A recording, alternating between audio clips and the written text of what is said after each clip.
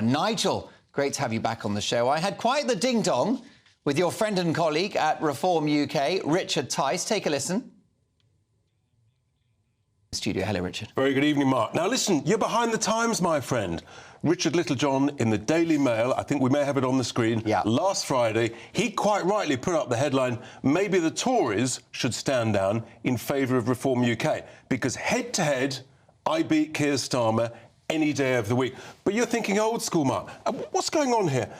Why are you trying to perpetuate failure? You have to punish incompetence and failure. If you do a bad job presenting, you get fired. Most definitely. It's even more important that if someone does a bad job running the country, breaking the country, we, the voters, have got to fire them. Well, Nigel, great to see you again. I haven't seen you since your triumph in the jungle. Congratulations on that. Now, of course, in his first major interview of the year, speaking to the Telegraph newspaper, Rishi Sunak was talking about you. He said that a vote for Farage is a vote for Starmer, something I echoed in my Take at 10 on Sunday night. And that was the debating point last night with Richard Tice. Do you think that both I and Rishi Sunak have a point? You're going to hand the keys of number 10 to Keir Starmer. Oh, you're all so boring. I've been hearing this election after election for the last 25 years. Please don't vote UKIP. Don't vote Brexit Party. Please, we're the people. We'll do the job. We'll keep you in the European Union. That was then. But now, Mark, if you want to stay in the ECHR, vote Conservative. If you want legal migration to run at record ever levels, more than double what it was even under Tony Blair, vote Conservative. If you want to be lied to about stopping the boats, vote Conservative. If you want the tax burden to be the highest it's been since 1951, vote Conservative. If you want the state to grow at stunning levels, to be photographed by cameras, to be fined for things you didn't even know you'd done wrong, vote Conservative. If you want to make sure that small businesses are crushed by increasing corporation tax by 30% in one fell swoop and not deregulating at all, despite Brexit, vote Conservative. I think the point I'm making is that they have lied to us. And that's the biggie. That's the biggie. You know, 2019 was an election where not only did I get rid of Mrs. May, but I stood aside for Boris Johnson. I wanted to get Brexit done. Of course I did. And they made a series of promises in that manifesto that they never intended to keep. And now they're saying, look, we know we're useless, but please vote for us because Labour are worse. Boring, boring, boring. Our politics is failing at every level. We need a complete revolution in the way things are. Nigel, when you say we need a complete revolution, you ought to be taken seriously because you've done it with the debanking scandal, you've done it with Brexit, and you're part of a broadcasting revolution. The front and centre of the broadcasting revolution that is GBNews. But what is the Reform UK master plan?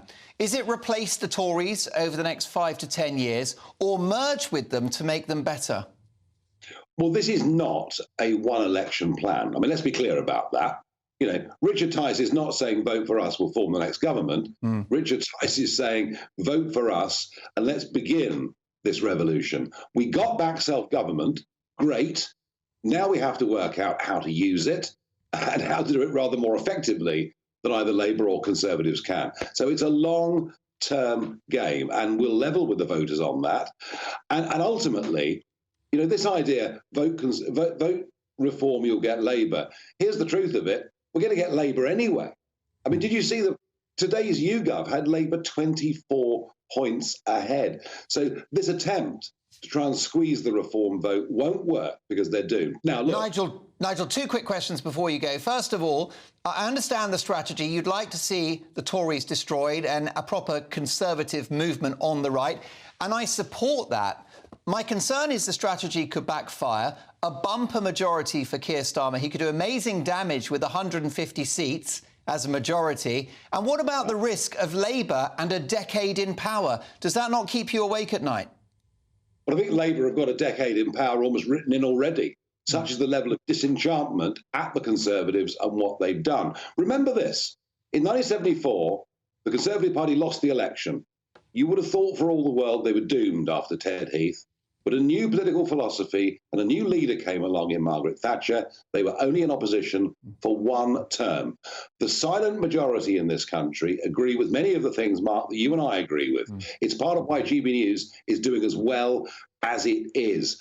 I don't know whether the Conservatives are going to be replaced, whether they're going to be changed. What I do know is that reform is going to play a very important role in realigning the centre-right of British politics to give us a proper choice. And lastly, Nigel, briefly if you can, are you going to have a frontline role with reform in the run-up to the next election? Will you become leader? Will you be the chairman? Are you going to be front and centre of this revolution in the run-up to November of next year, the likely election date? Well, I'm already the founder of the party. I chose the name. I set it up. I'm the president. I'm going to support Ben Habib in the Wellingborough by-election, because I think actually it could be a very good wake-up call for the whole Westminster establishment. As to whether I get more deeply involved or not, I don't know. I haven't decided. I'm weighing up all the options. One of those options being that I do enjoy being part of the broadcasting revolution with you and the other guys and girls at GB News. And giving that up would be really quite a big price to pay in many ways. I don't yet know what I'm going to do, but make no mistake, I do think reform is on the right path over the course of the next 6 years to change British politics in a way that most can't imagine. OK, Nigel, more power to you. Great to see you again, and we'll catch up soon. GB News superstar Nigel Farage.